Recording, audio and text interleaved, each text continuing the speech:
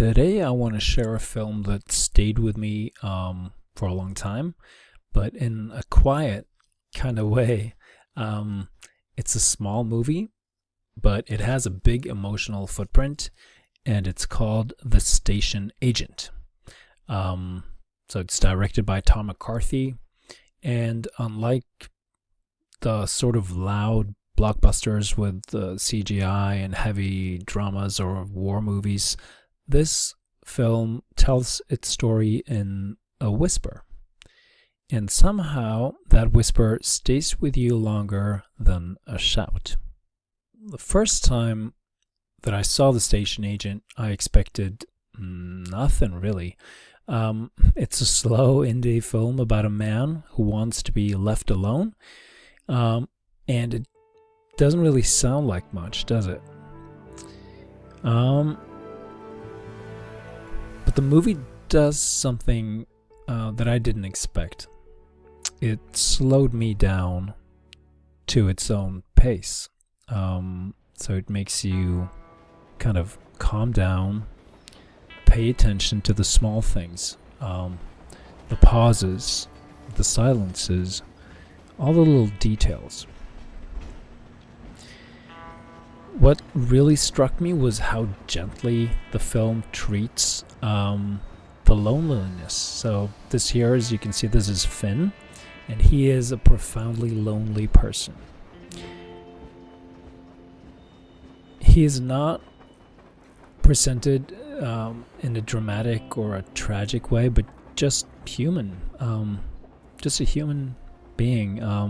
And this is something that a lot of us carries. So the things that he struggles with is stuff that basically every one of us struggle with, even though we might pretend that we don't, but we do.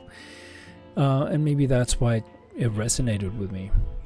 It reminded me that connection often arrives in the least spectacular ways. So the story follows this man. His name is Finbar McBride.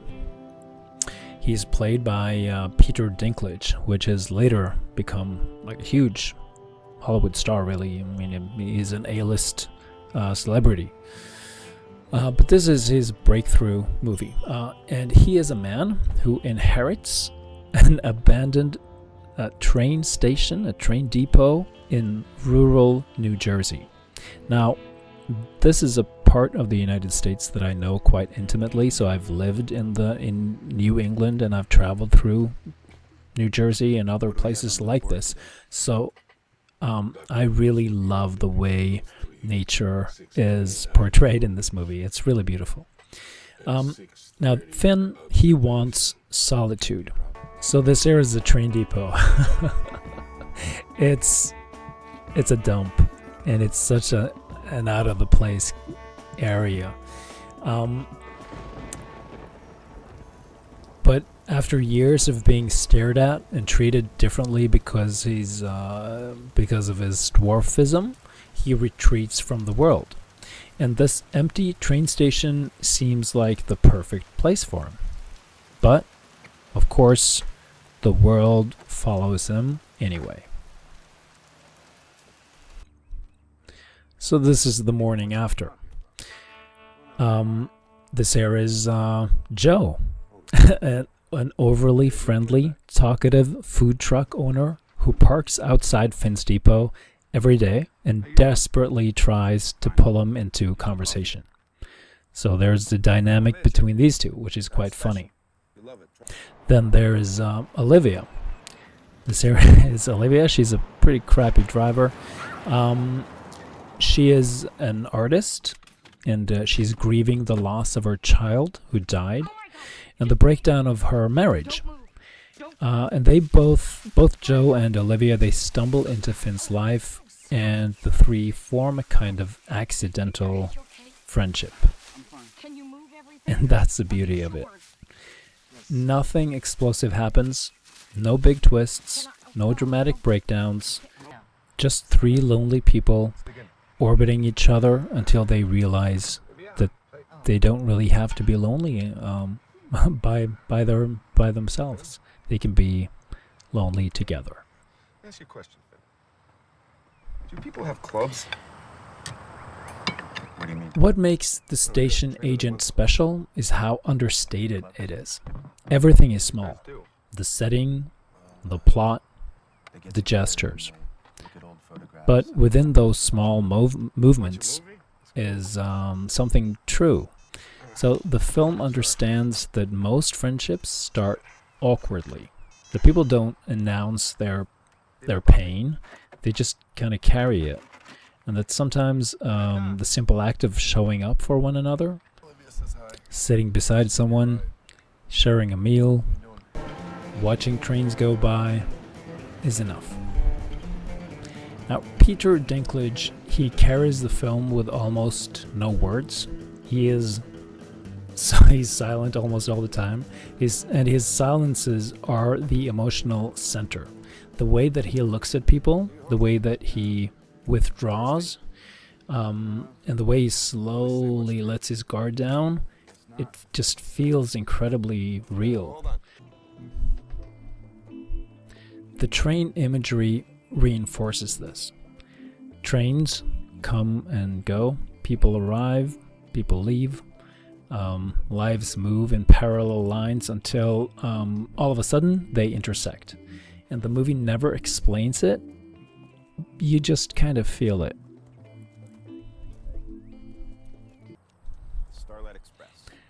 Now, there are a few moments that linger in my mind, like Finn and Joe walking along the train tracks in total silence.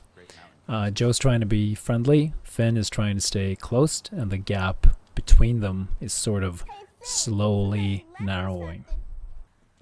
Olivia's small breakdowns, where her grief leaks through the calm surface she's trying to maintain. Who left you this place? My friend Henry. And one of these simple scenes where all the three of them are sitting together. They're not really speaking, they're just existing in the same space. And I don't know, it just feels more intimate. Real friendships rarely has big moments. It just grows in the spaces in between. To me, the station agent is ultimately about the courage it takes to let people in. Finn doesn't change because someone inspires him or lectures him. He changes because people refuse to treat him like a curiosity. They treat him like a person.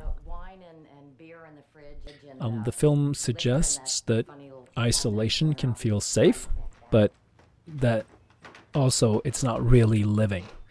And that trust doesn't return in dramatic scenes. It just kind of returns slowly, one cup of coffee at a time. So I think the movie is a reminder that you never know what someone else carries. People can look like $1 million and they can feel like shit. Or you can look like shit, but be kind of happy. You never know.